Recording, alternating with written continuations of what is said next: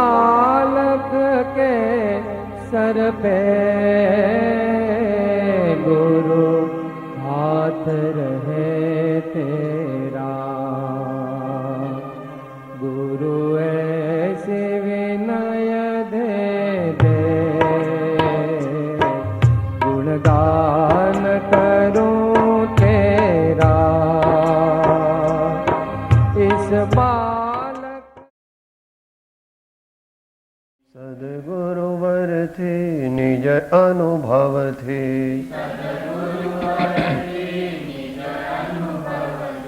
सद्गुरुवर थे निज अनुभव थे।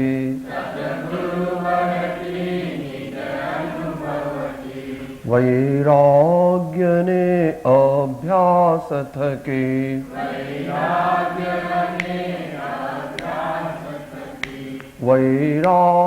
अने अभ्यास थके,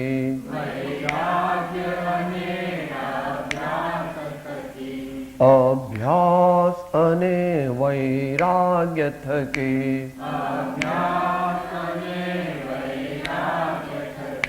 अभ्यास अने वैराग्य थके।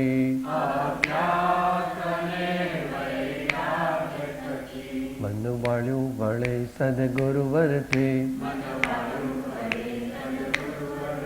मन वाळ्यु वळे सद्गुरुवर थे,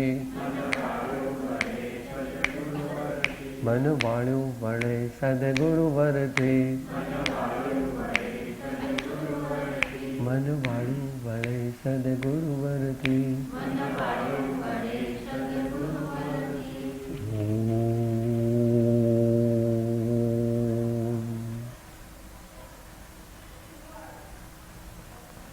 परम पुरुष प्रभु सद्गुरु,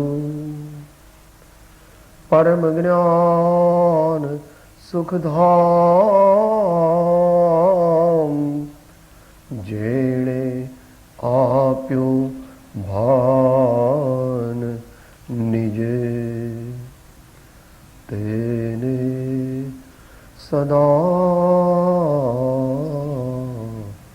प्रणाम,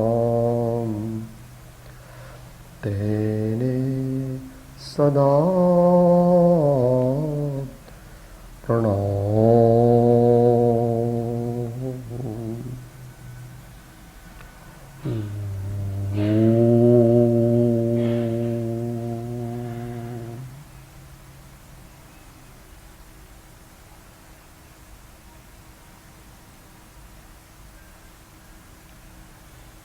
श्री आत्मसिद्धि शास्त्र।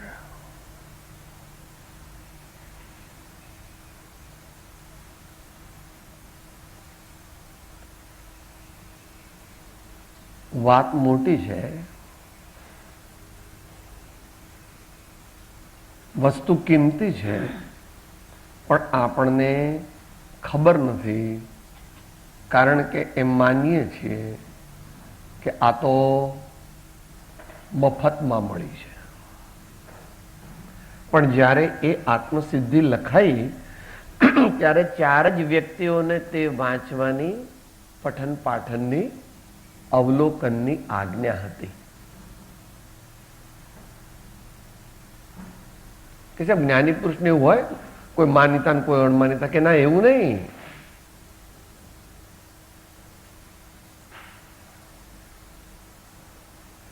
4 વર્ષનો 4 મહિનાનો બાબલો બહુ વહાલો છે તો પણ એને કઈ સુખડી ખવડાવતા નથી, કડક। 22 વર્ષનો છે એને સુખડી ખવડાવીએ છે, કેમ? માને તો બધા સરખા છે, શું વાંધો?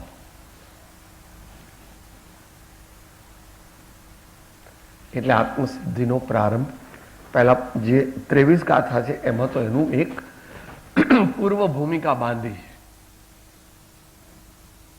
આપણે એનો ઇતિહાસ જોઈએ તો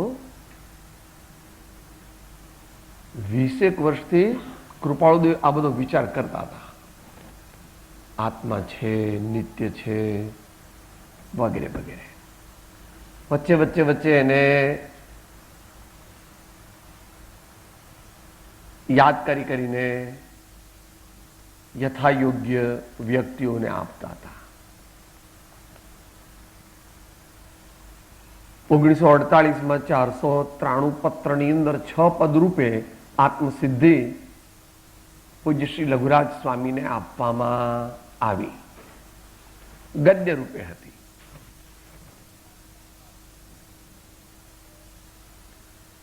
ત્યાર પછીના ગાંધીજી વગેરેના પત્રોમાં પણ,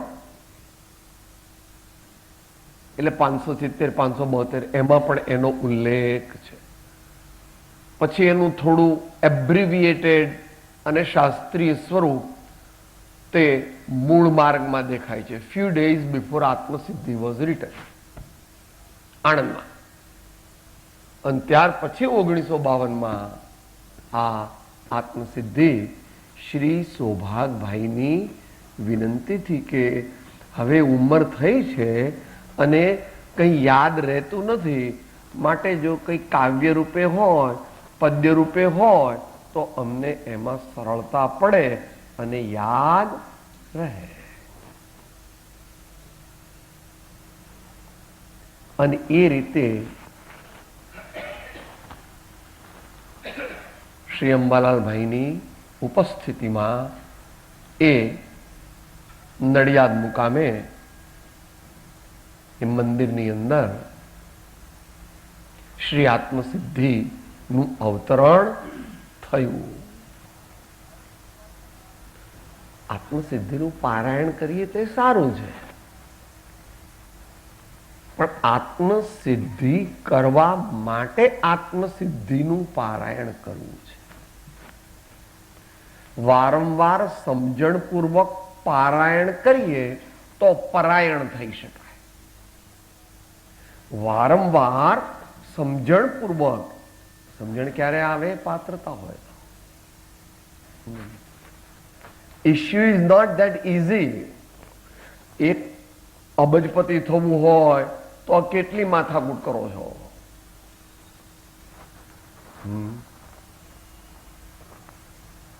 એક પ્રિન્સિપાલ થવું હોય તો કેટલી માથાકૂટ કરો છો?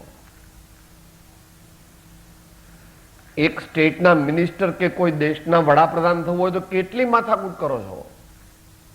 આપણે દાખલો આપીએ છીએ મોરારજીભાઈનો. જો કે તો બહુ some of the best prime ministers of India. 18 વર્ષે મુંડાવ્યું અને 81 વર્ષે મળ્યું. જસ્ટ પાસ થયા હતા ને આઈએએસમાં તે વખતના જમાનામાં. ડેપ્યુટી કલેક્ટર તરીકે એમની નિમણૂક થઈ એમના એરિયામાં, વલસાડ વગેરેની આજુબાજુ. But he gently rejected that. Mahatma ગાંધીજીએ કહ્યું છે કે ક્વિટ ઇન્ડિયા, ભારત છોડોની લડત જ્યાં સુધી સફળ ન થાય ત્યાં સુધી મારે કોઈ બીજું કંઈ જોઈતું નથી. મારે તો ગાંધીજીની આજ્ઞા પ્રમાણે દેશની, દેશવાસીઓની સેવા કરવી છે.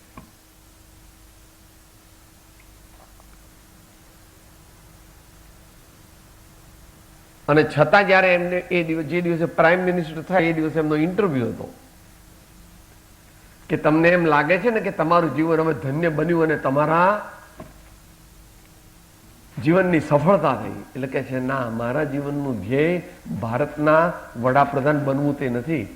મારા જીવનનું ધ્યેય તો પરમાત્મા દર્શન છે. જે દિવસે મને પરમાત્મા દર્શન થશે તે દિવસે મારું જીવન ધન્ય બનશે.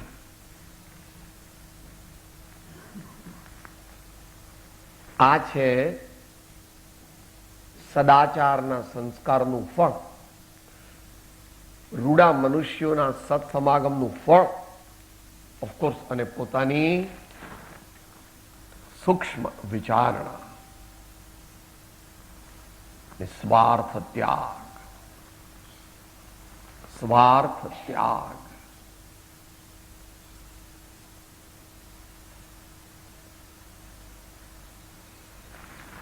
કોઈ પણ ઉત્તમ વસ્તુ પ્રાપ્ત કરવી હોય તો તેને માટે ઘણો પરિશ્રમ કરવો પડે. અને આ વસ્તુ જોઈતી હોય તો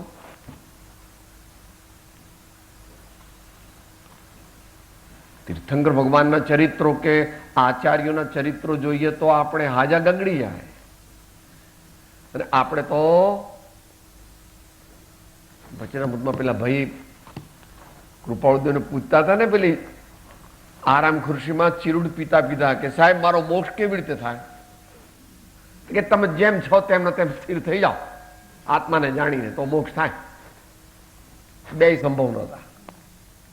આત્માને જાણી શકે એમ પણ નહોતું ને આત્મામાં સ્થિર પણ. ચીરુડ પીએ કે આત્મામાં સ્થિર થાય? આત્મસિદ્ધિ. We have to prepare ourselves to conceive it in reality.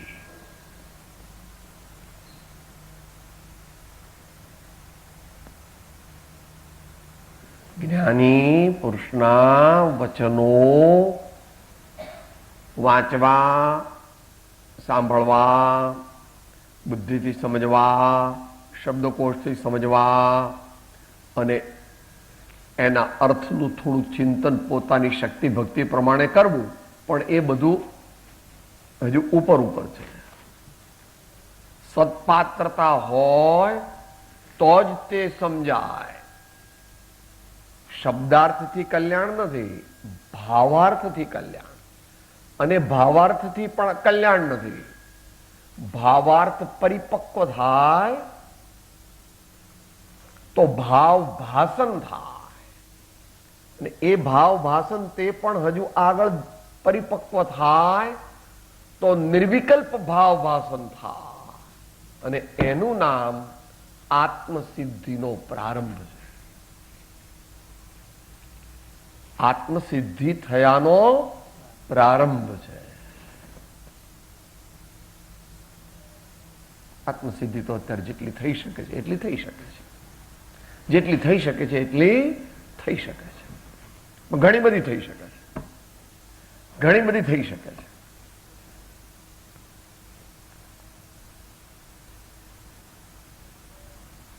એટલે મતાર્થીના લક્ષણ છોડાવ્યા. આ બે છોડ્યા છે. પોતાના આત્માને પૂછવું, મેં મતાર્થીના લક્ષણ છોડ્યા છે? પછી આત્માર્થીના લક્ષણ ગણાવ્યા, બતાવ્યા. મારામાં આત્માર્થીના લક્ષણ કેટલા છે? કેટલા એટલે સંખ્યામાં પણ કેટલા છે, અને એક એક ગુણ કઈ માત્રામાં છે. ક્વોલિટેટિવલી એન્ડ ક્વોન્ટિટેટિવલી બોથ.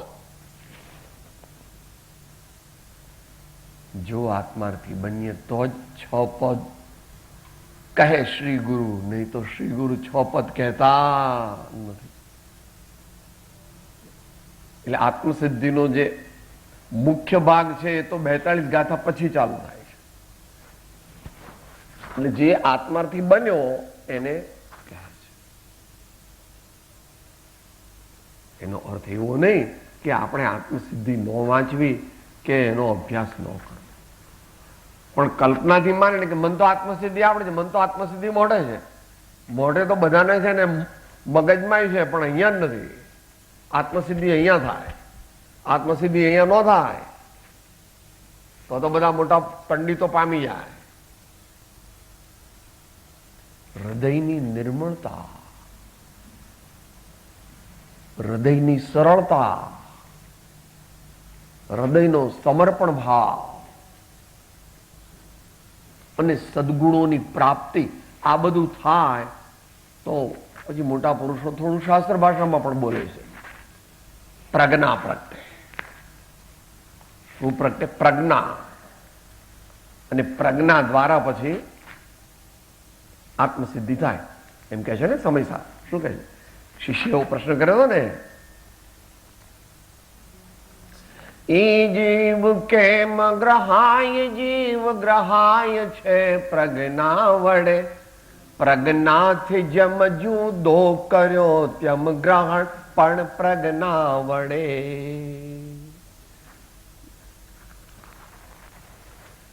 હજુ તો જીવ એકડિયા બગડિયામાં નથી આવ્યો. જીવ ભગવાનની સાથે પોતાને સરખાવે, આચાર્યો સાથે પોતાને સરખાવે મનમાં.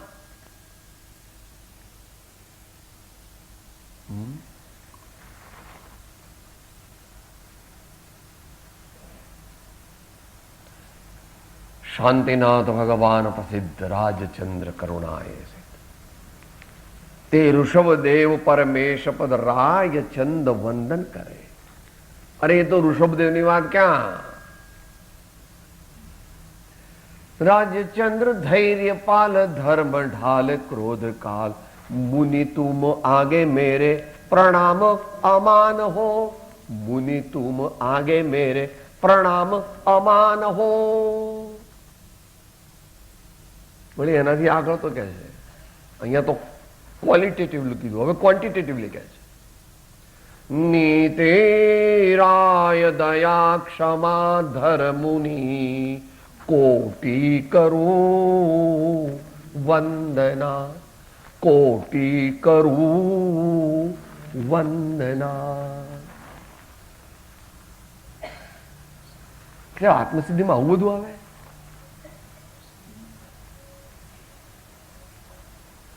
આત્મસિદ્ધિ ધીમે ધીમે થાય પ્રભુ. ધીરે ધીરે એટલે પ્રમાદથી નહીં, ધીરે ધીરે એટલે હોતી હૈ ચલતી એમ નહીં, પણ ધીરે ધીરે નો શું છે?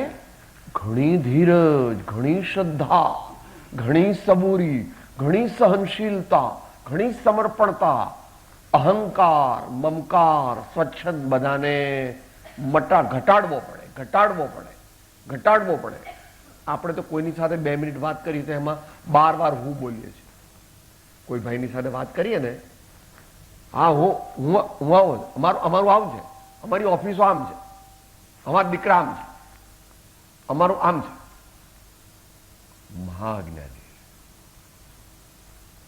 આચાર્ય હું શબ્દ વાપરતા જ નથી. હું એટલે તું જેને હું કહે છે તે. અને જયારે વાપરે છે ત્યારે સાચો હું. ઇક્કો હોય ને ભાઈ, જોકર નહીં ગણવાના. સૌથી મોટું કોણ પાનામાં? એક્કો. એકાના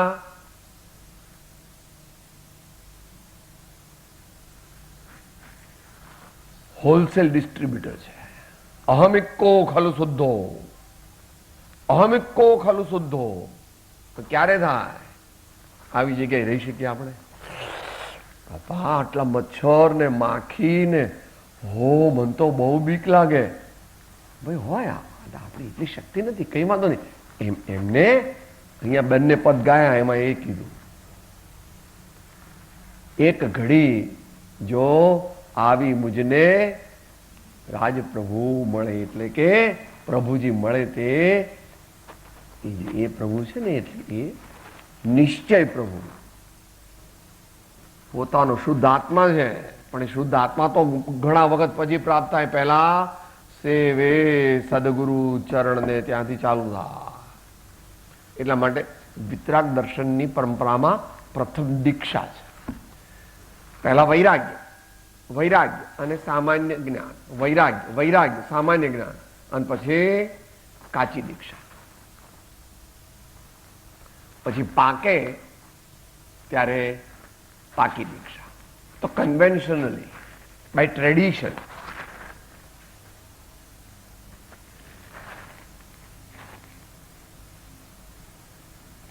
આપણા બધામાં ખૂટતી કડી તે વૈરાગ્ય છે. સત્પાત્રતાની ન્યૂનતા છે. અંતરના ભક્તિભાવની ઓછપ છે.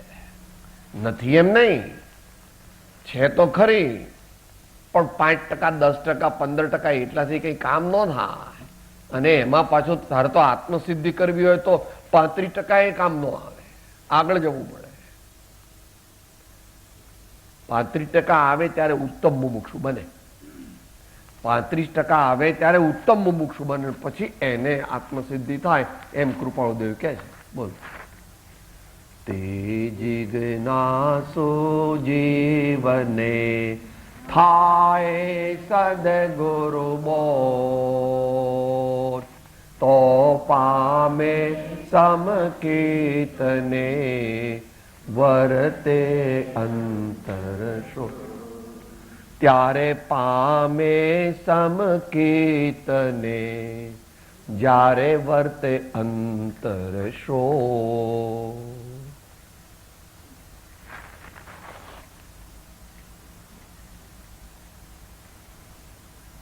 આટલી ભૂમિકા હવે ટૂંકમાં.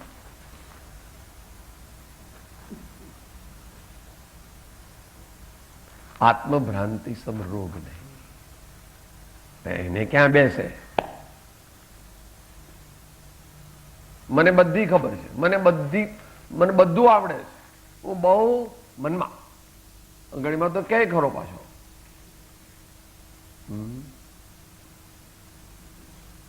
અધમાધમ અધિકો પતિત સકળ જગતમાં. હું પહેલા આત્મભ્રાંતિ સમ રોગ નહીં. કેટલી વાર બોલે છે દિવસમાં, સાહેબ તમે બધા ગરડા થયા ને, તમારી તબિયત બધાની સારી નહીં, જો તો ઘોડા જેવી તબિયત છે, મન તો કંઈ થાય નહીં. શરીરના રોગને પોતાનો રોગ માને છે અને કે આત્મભ્રાંતિ સમ રોગ નહીં. જ્યાં લગી આત્મા તત્વ ચિહ્ન્યો નહીં ત્યાં લગી સાધના સર્વ જૂઠી. નિશ્ચય નહીં, નકામું કશું જતું નથી.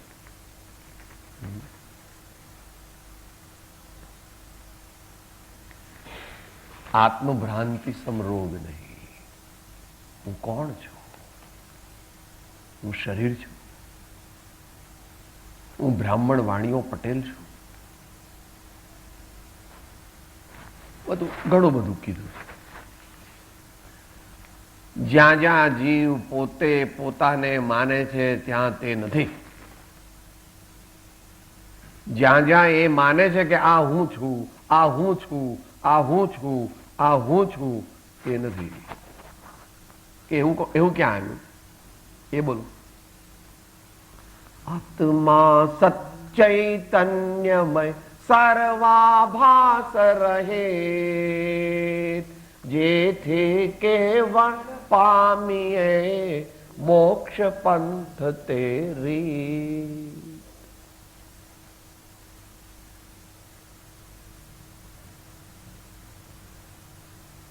સદગુરુ વૈદ્ય સુજાણ. એ તો આ જમાનામાં સામાજિક જીવનમાંથી પણ જતું રહ્યું છે અને આધ્યાત્મિક જીવનમાંથી જતું રહ્યું છે. અહીંયા પ્રોફેસરો બેઠા છે, પૂછો.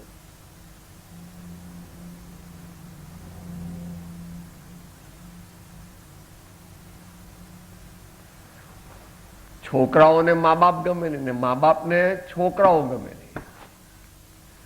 ગુરુને શિષ્ય ગમે નહીં, શિષ્યને ગુરુ ગમે નહીં. આપણે તો આ બે ચાર વર્ષ જરા અહીંયા રહીએ, પછી જરા આપણને આવડી જાય ને પછી ગુરુની બાય બાય ટાટા. ગુરુની એસી તેસી, આપણે ગુરુની શી જરૂર છે? અને એમને જયારે આચાર્ય પદ આપ્યું 34 વર્ષની સેવા પછી, ત્યારે કહે છે પ્રભુ મારે આચાર્ય પદ નથી જોઈતું, મારે તમારા ચરણની સેવા કરવી છે. મને તમારા ચરણથી અલગ ન કરો, તમારા વિના હું જીવી નહીં શકું. પ્રમત્ત યોગીશ્વર, હું મુનિ બરાબર છું, હું મુનિ બરાબર છું. એ ગુરુ પણ એવા જ હતા, જાણતા હતા પોતે કે હજારો મનુષ્યોનું કલ્યાણ કોના હાથે થવાનું છે. કે તમારે નથી જોઈતું પણ અમારી આજ્ઞા તમારે પાળવી પડશે કે તમારે આચાર્ય પદ ગ્રહણ કરવું પડશે. ભલે તમે એવો નિયમ લઈ શકો છો કે વર્ષમાં એક વાર દર્શન કરવા આવજો, એકાદ વાર દર્શન કરવા આવજો. સદગુરુ વૈદ્ય સુજાણ. રૂડે પ્રકારે શબ્દથી, અર્થથી અને વેદનથી જેણે આત્માને જાણ્યો છે તેવા શ્રી સદગુરુદેવ, તેઓ આપણો રોગ મટાડવા સમર્થ છે. આપણો રોગ તેનું નિદાન કરવું પડે, ચરી પાળવી પડે, ધીરજ રાખવી પડે, સમયસર દવા લેવી પડે. કદાચ ઉલટી થાય અને ન રહે પેટમાં તો ઇન્જેક્શન લેવા પડે, અને એ બધું કારગત ન નીવડે તો ઓપરેશન પણ કરવું પડે. એને માટે પણ તૈયારી જોઈએ. ઓપરેશન. સદગુરુ વૈદ્ય સુજાણ. ગુરુ આજ્ઞા સંપથ્ય નહીં. એ ગૌતમ સ્વામી પાસેથી જાણવાનું.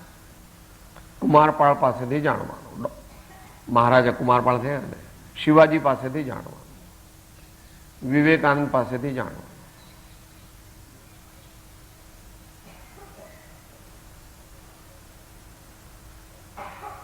એટલા માટે શરૂઆતમાં આત્મસિદ્ધિમાં વિનય ગુણની મહત્તા સમજાવવા માટે શું કીધું કે જે સદગુરુ ઉપદેશથી પામ્યો કેવળ જ્ઞાન, ગુરુ રહ્યા છદમસ્ત પણ વિનય કરે ભગવાન. ગુરુ આ જ્ઞાન સંપત્તિ. Don't ask why, you can ask in the evening. મિલિટરીમાં જે ડિસિપ્લિન હોય એના કરતા ઘણી વધારે ડિસિપ્લિન પાળે ત્યારે સ્પિરિચ્યુઅલ લાઈફ મળે, ત્યારે ભાવ અધ્યાત્મની પ્રાપ્તિ થાય.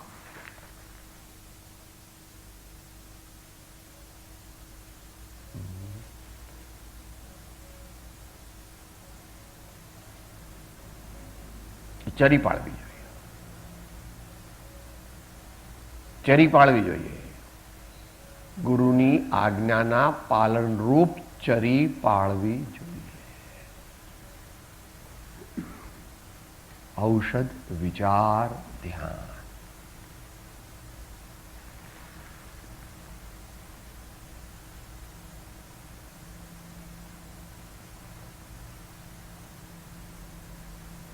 નિશ્ચય નથી તો મોક્ષનો માર્ગ તે પોતાના જ પુરુષાર્થથી પ્રાપ્ત થઈ શકે છે.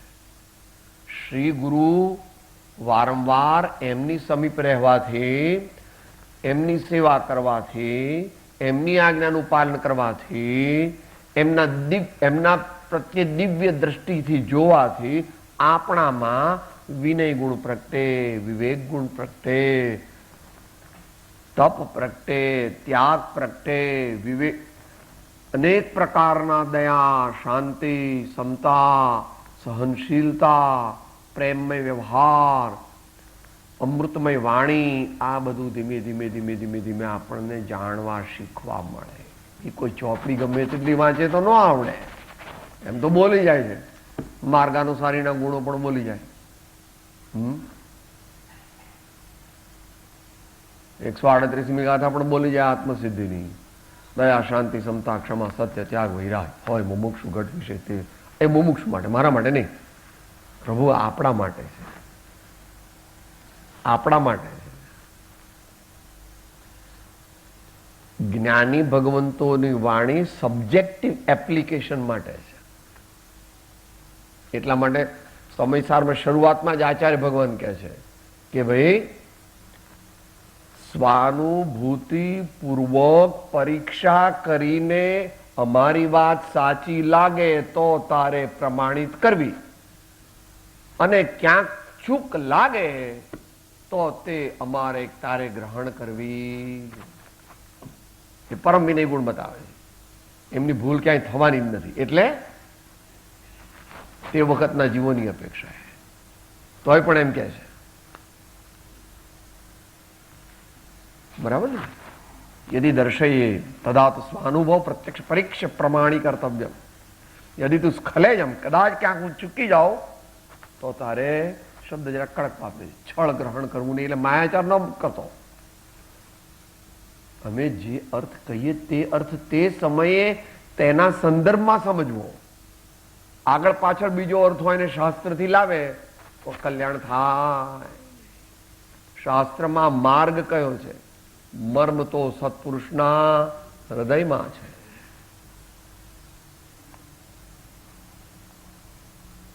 બસ તો આ વિચારવું, આ ગાથા વિશે પોતાના જીવન પર વિચારવું. આપણે બધાને સંભળાવીએ છીએ, આપણે બધાને ઉપદેશ આપીએ છીએ અને આપણે બોલીએ છીએ, તો એ બધું બરાબર છે, ઠીક છે, એના પ્રમાણે.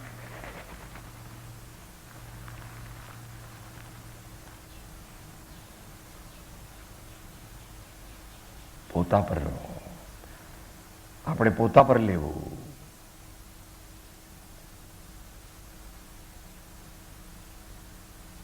પોતાનામાં પ્રગટ થવાની છે આત્મજ્યોતિ. આત્મજ્યોતિ અત્યારે આવરિત હોય છે. જગતના જીવોને આત્મજ્યોતિ આવરિત છે, ઢંકાયેલી છે. એ પ્રગટ કરવા માટેનો પુરુષાર્થ એના મોક્ષ માર્ગ. સાચી શ્રદ્ધા કરીએ, સાચું જ્ઞાન પ્રાપ્ત કરીએ, સાચું આચરણ કરીએ, તે ત્રણેયની એકતાને પામીએ તો આત્મા સિદ્ધ થાય. બીજી કોઈ રીતે સિદ્ધ થાય નહીં.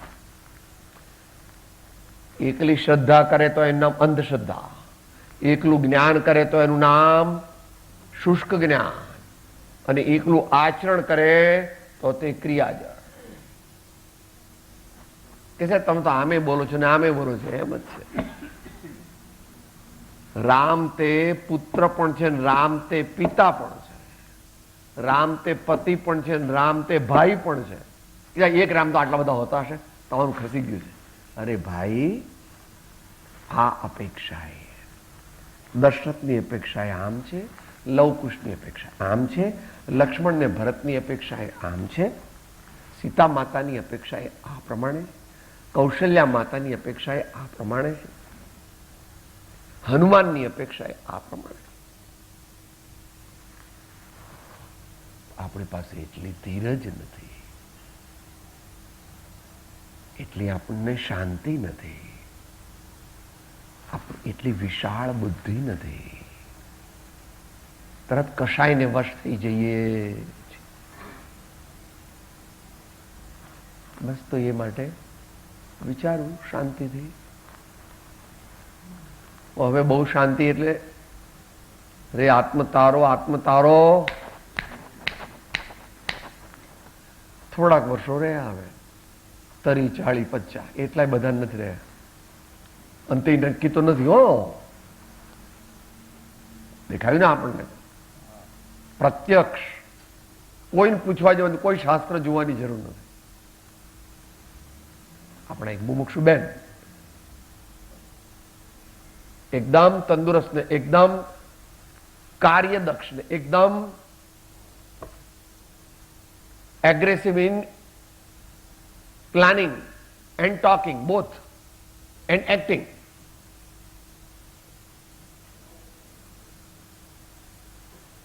માટે એવું નક્કી કરવું જોઈએ. શેષ રહેલા જીવનમાં મુખ્ય કાર્ય, અત્યંત મુખ્યપણે એક જ કાર્ય કરવું છે, અને તે સદગુરુની ભક્તિ, પરમાત્માની ભક્તિ, ધર્મનું અનુસરણ, અને તે દ્વારા આત્માની સાચી ઓળખાણ. એનો અર્થ એમ કે આનંદની પ્રાપ્તિ, સાચા આનંદની પ્રાપ્તિ. આટલી વાત પ્રાસંગિક થઈ. હવે નિમિત્ત આપણે આજે આત્મસિદ્ધિ નું પારાયણ રાખ્યું. તેનું નિમિત્ત કારણ આપણા પૂનાના અગ્રણી અને સિનિયર 3 મુમુક્ષુઓ 8 મહિનામાં વિદાય લઈ લીધી. સર્વશ્રી મનહરભાઈ અને નિર્મળાબેન, એમના સુપુત્ર ભરતભાઈ. આખું બધું મહેતા ફેમિલી જ છે, એટલે અટક બોલતો નથી વારંવાર. Mehta is common. શરીરની ઓળખાણ, આત્માનું નામ હોતું નથી. બીજા શ્રી હિંમતભાઈ, લાલચંદભાઈ અને વનિતાબેન, એમનો પરિવાર. ત્રીજા શ્રી મનસુખલાલ, પ્રાણજીવનદાસ હેમાણી અને એમના સુપુત્ર તુષારભાઈ. તે બધાને એવી ભાવના કે ઘણા વર્ષોથી આપણો સંપર્ક હતો. આપણે ગયા પછી 12 વર્ષ પહેલા સૌરાષ્ટ્ર સ્થાનક પાસે ભુવન બંધાવાનું ચાલુ થયેલું, ત્યારથી આપણે એ બધાના ધર્મ સંપર્કમાં રહેવાનો ઉદ્યમ કરેલો છે.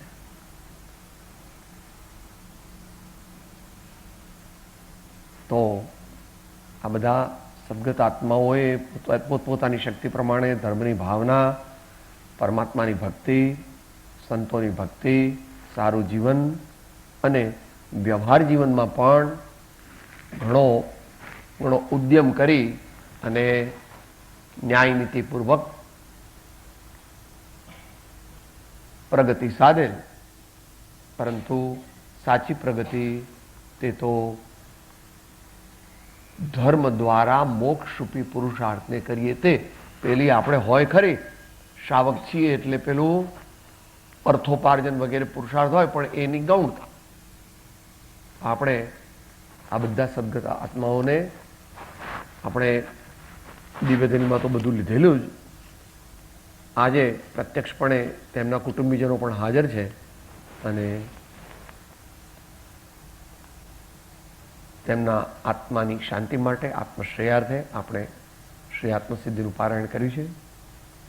આપણે 1 મિનિટ માટે તેને મૌન રાખી અને પછી આગળ જે આપણને સૂચના મળે એ પ્રમાણે આપણે આગળ ચાલીશું.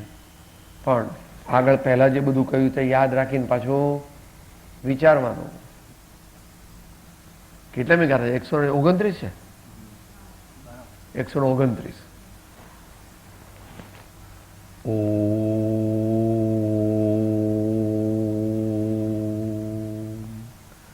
1 મિનિટ મૌન પ્રાર્થના.